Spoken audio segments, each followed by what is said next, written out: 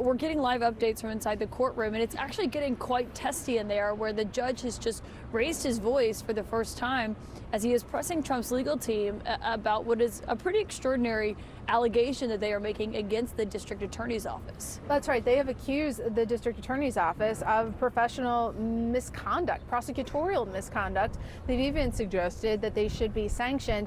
And the judge said, look, that's a, quote, incredibly serious, unbelievably serious accusation. Not only are you accusing the prosecutor's office of misconduct, but you're also trying to make me, the judge, complicit in it.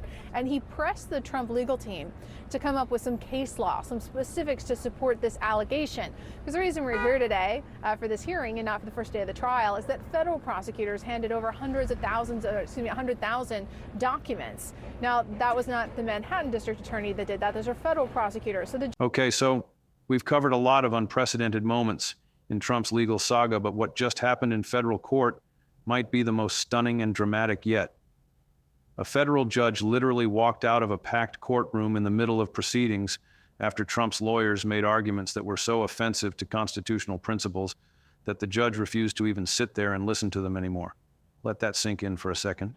A federal judge, someone who's trained to maintain composure and impartiality no matter what, someone who's supposed to sit through even the most ridiculous legal arguments with professional detachment, was so outraged by what Trump's attorneys were saying that they just got up and left the courtroom. We're talking about Trump's legal team arguing in open court that presidential authority should supersede constitutional limits, that civil liberties and congressional oversight are hindrances that presidents should be able to ignore, that the executive branch shouldn't be constrained by the constitutional framework that literally defines American government.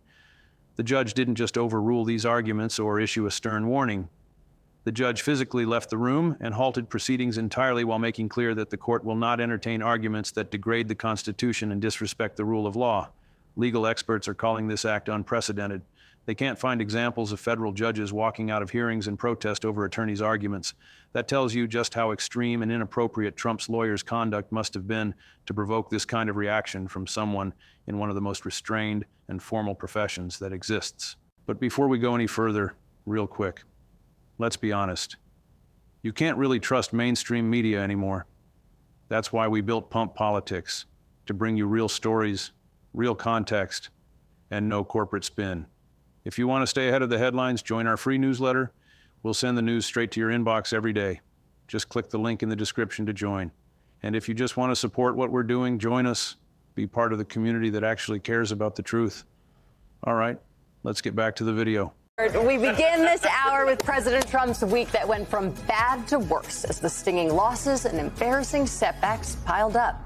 Congress nearly unanimously rejected his effort to stop the bill to release the Epstein files after he reversed course to support the bill amid mass Republican defections. He signed it into law Wednesday. Then he suffered a major blow on his redistricting Hail Mary as a federal court in Texas blocked a new Republican-friendly congressional map. Although Supreme Court Justice Samuel Alito temporarily restored the new map for at least a few days while the High Court weighs whether to allow it for the 2026 midterms. Add to that this week's devastating polls showing the president underwater with voters on key issues. A Fox News poll showed that just 41% of voters approve of the job he's doing. Now let's talk about what specific arguments Trump's lawyers were making that caused a federal judge to literally walk out in disgust. Because the substance matters enormously, according to reports from the courtroom, Trump's legal team was defending attempts to override constitutional mandates by arguing that presidential power should be unconstrained and that the Constitution's limits on executive authority are essentially optional when presidents decide national security or other interests require ignoring those limits. Think about how absolutely insane that position is from a legal and constitutional perspective. The entire American system of government is built on the principle that the Constitution is supreme law that constrains everyone, including presidents. The idea that presidents can simply decide to ignore constitutional limits when they find them inconvenient isn't just a bad legal argument. It's a fundamental rejection of constitutional democracy in favor of authoritarian rule. Trump's lawyers were essentially telling a federal judge that their client should be able to act as a dictator who's bound only by his own judgment rather than by law. No federal judge is going to sit there and validate that kind of argument, because doing so would be participating in the destruction of the very legal system the judge has sworn to uphold and defend. The fact that Trump's attorneys thought this was an appropriate argument to make in open court shows just how desperate and detached from reality his legal team has become. Here's what makes this courtroom walkout so significant beyond just the drama of the moment. It represents the judiciary pushing back in the most visible and dramatic way possible against Trump's ongoing assault on constitutional norms and rule of law. We've seen judges rule against Trump. We've seen them issue stern warnings. We've seen them threaten sanctions. But walking out of court is on an entirely different level because it's the judge saying that continuing the proceeding would lend legitimacy to arguments that are so constitutionally offensive they don't deserve to be heard. It's a statement that there are lines that cannot be crossed even in the context of zealous legal advocacy, and that defending presidential power to ignore the Constitution is so far over that line that the court won't participate. The symbolic power of a judge walking out cannot be overstated. It's going to be covered by every media outlet. It's going to be taught in law schools as an example of judicial response to attacks on constitutional principles. It's going to be remembered as a defining moment when the judiciary stood up and refused to enable further erosion of democratic norms. For Trump, this is an absolute disaster because it confirms that even judges who might be inclined to give him some benefit of the doubt are completely fed up with his legal team's tactics and arguments. The immediate consequences that Trump and his lawyers face from this incident are severe and multifaceted. The judge warned of possible sanctions, contempt citations, and even criminal referrals for obstruction of justice if Trump's legal team continues to make arguments that show disrespect for constitutional principles and the judicial process. Sanctions can include financial penalties that Trump's lawyers would have to pay personally, which could be substantial enough to bankrupt attorneys who aren't independently wealthy. Contempt citations can result in fines and even jail time for lawyers who persist in conduct that obstructs court proceedings or shows disrespect for judicial authority.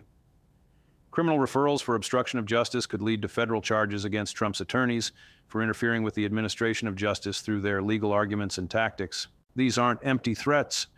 Federal judges have broad authority to enforce order and respect in their courtrooms, and when a judge walks out in protest, you know they're serious about following through on consequences if the offensive conduct continues.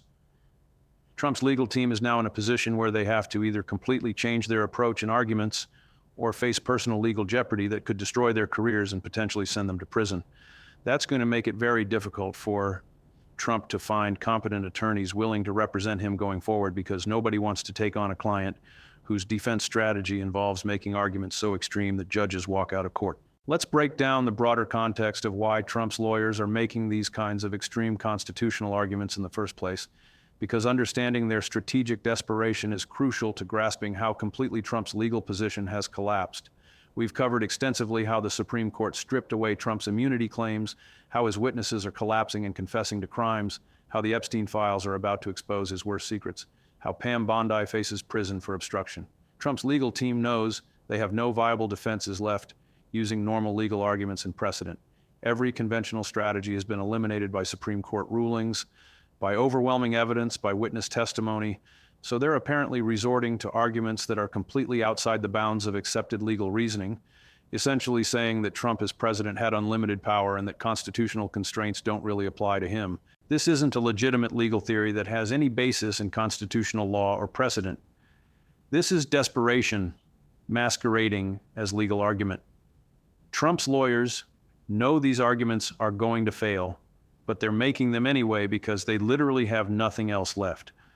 The problem is that making arguments are frivolous and that attack fundamental constitutional principles isn't just bad lawyering. It's sanctionable conduct that can get attorneys disbarred and prosecuted. The specific constitutional principles that Trump's lawyers were dismissing as hindrances deserve close examination because they're absolutely fundamental to American democracy. Civil liberties, things like due process, equal protection, freedom of speech and press, aren't optional features of government that presidents can ignore when convenient.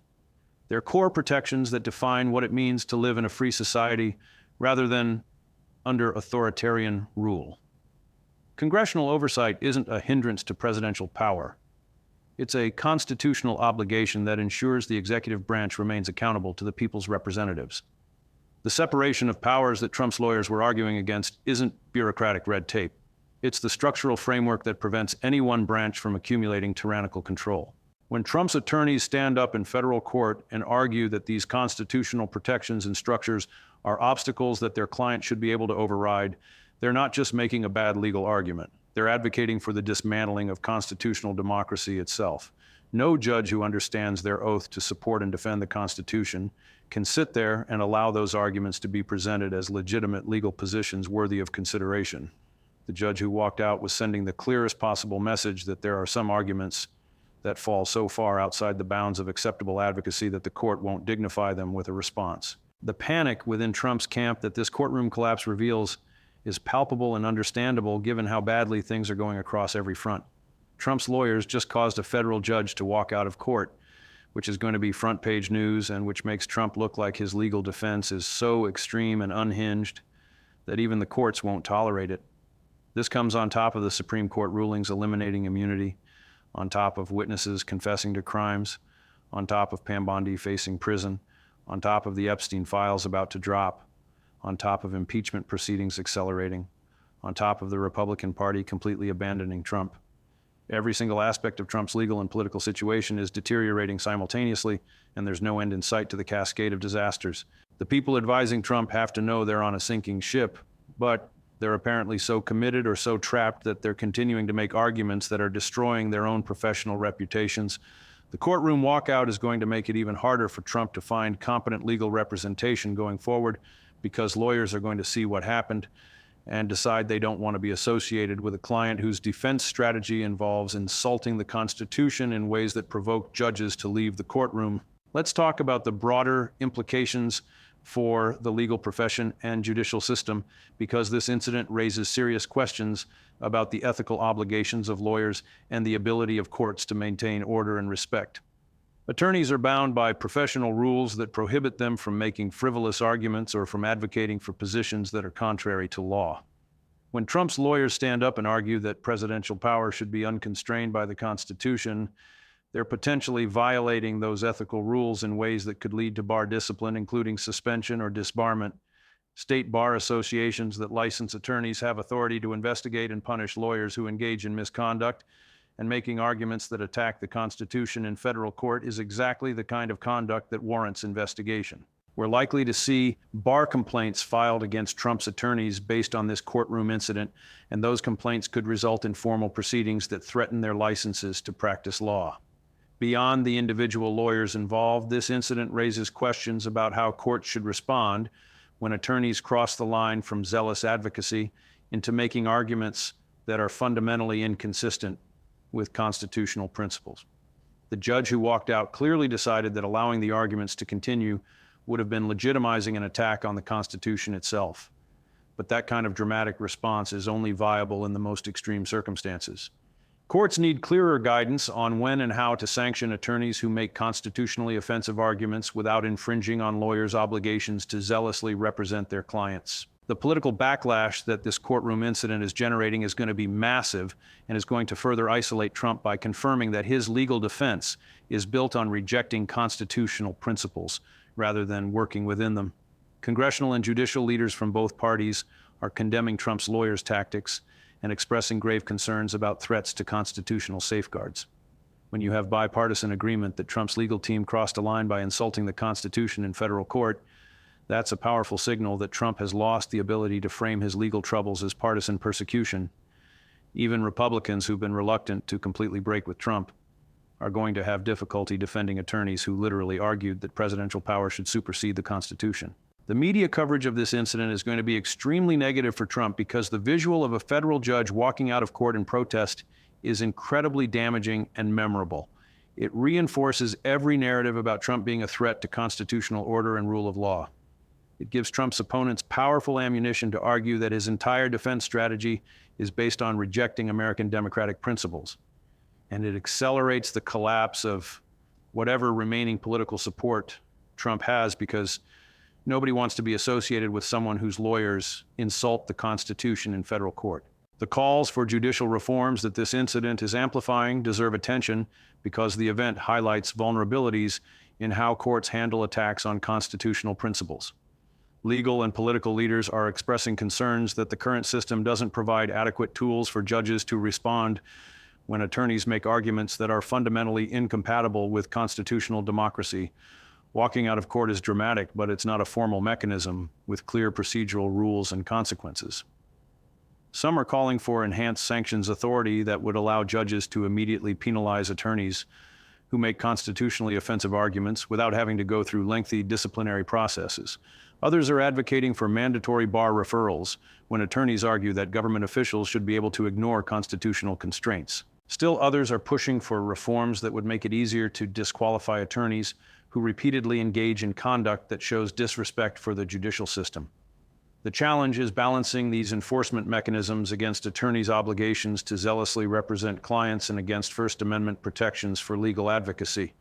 But the consensus seems to be growing that courts need better tools to prevent attorneys from using courtrooms as platforms for attacking the constitutional foundations of American government. So where does this courtroom walkout leave Trump in terms of his immediate legal situation and his ability to mount any kind of effective defense going forward?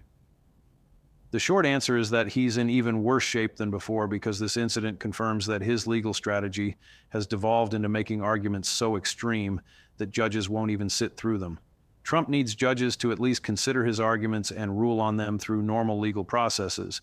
But when judges are walking out rather than engaging with the arguments, that means Trump's legal positions have crossed from merely wrong into completely unacceptable.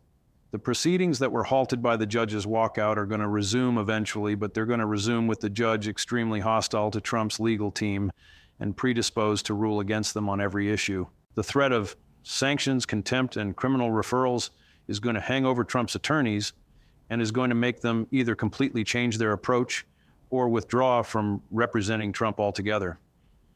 Either way, Trump's ability to present any kind of coherent defense is going to be severely compromised. And this is all happening while multiple other cases are proceeding simultaneously, while the Epstein files are about to drop, while impeachment is accelerating, and while Trump has essentially no political support left to provide any cushion against legal disasters. The difficulty Trump is going to face finding competent legal representation after this incident cannot be overstated, because lawyers are going to be extremely reluctant to take on a client whose previous attorneys provoked a federal judge to walk out of court. Competent attorneys value their professional reputations and their standing with courts. They don't want to be associated with cases where judges are issuing sanctions and contempt citations, and they don't want to make arguments that could get them referred for bar discipline or criminal prosecution. When word spreads through the legal community that representing Trump involves making constitutionally offensive arguments that cause judges to walk out, most good lawyers are going to decline to get involved.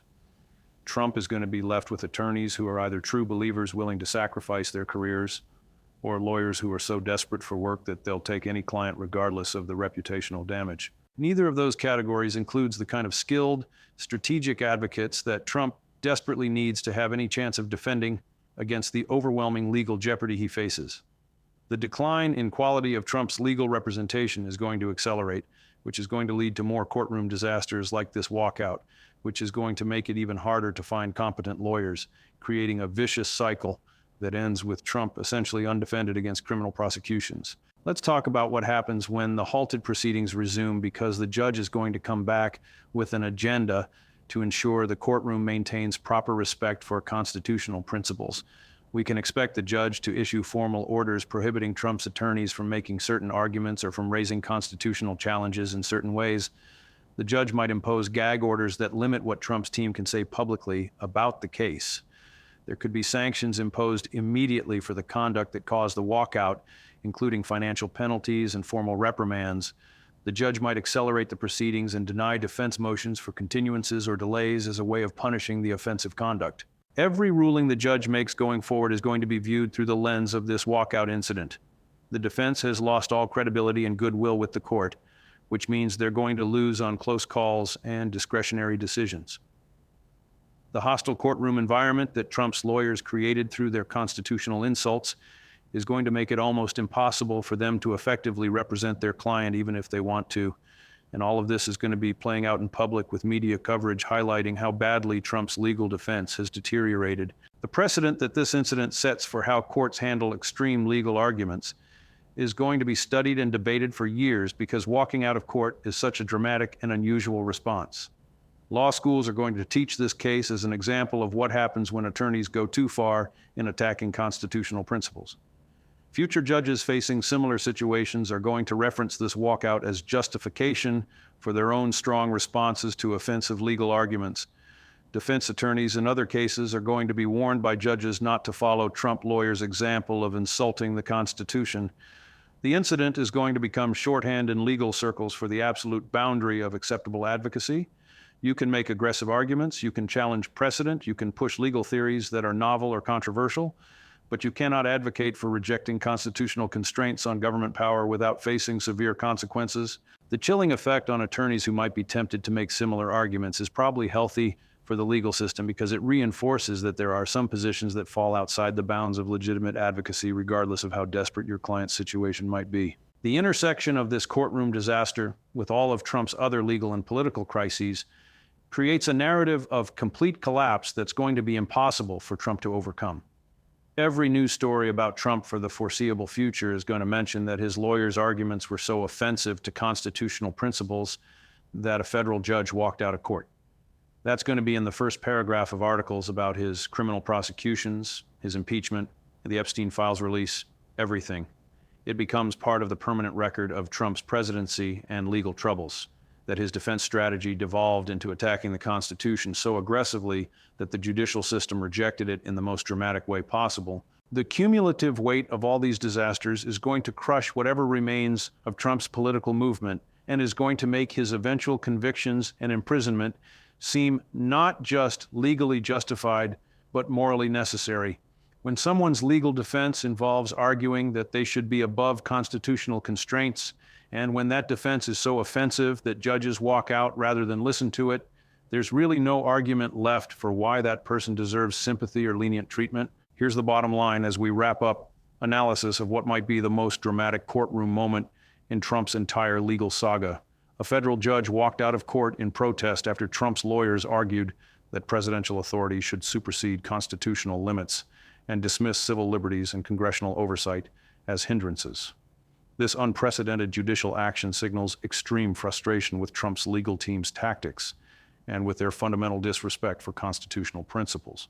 The judge threatened sanctions, contempt citations, and criminal referrals if the offensive conduct continues, putting Trump's attorneys at personal legal risk. The incident deepens panic within Trump's camp and makes it even harder to find competent legal representation going forward. The political backlash is bipartisan, with leaders condemning attacks on constitutional safeguards. The halted proceedings will resume with Trump's defense facing a hostile court that's lost all patience with their arguments. The precedent being set will influence how courts handle extreme legal advocacy for years to come. This courtroom disaster intersects with all of Trump's other crises to create a narrative of complete legal and political collapse. The difficulty finding competent lawyers, the hostile courtroom environments, the overwhelming evidence, the lack of viable defenses, the bipartisan political opposition, all of these factors are converging to make Trump's conviction and imprisonment virtually certain. The federal judge walking out is going to be remembered as one of the defining moments when the judicial system stood up against attacks on constitutional democracy and refused to participate in legitimizing authoritarian arguments about unlimited presidential power. Keep watching this story because what happens when proceedings resume is going to show whether Trump's legal team learned anything from this disaster or whether they're going to continue down a path that leads to sanctions, disbarment, and potentially criminal charges for the attorneys themselves while their client faces certain conviction and decades in prison.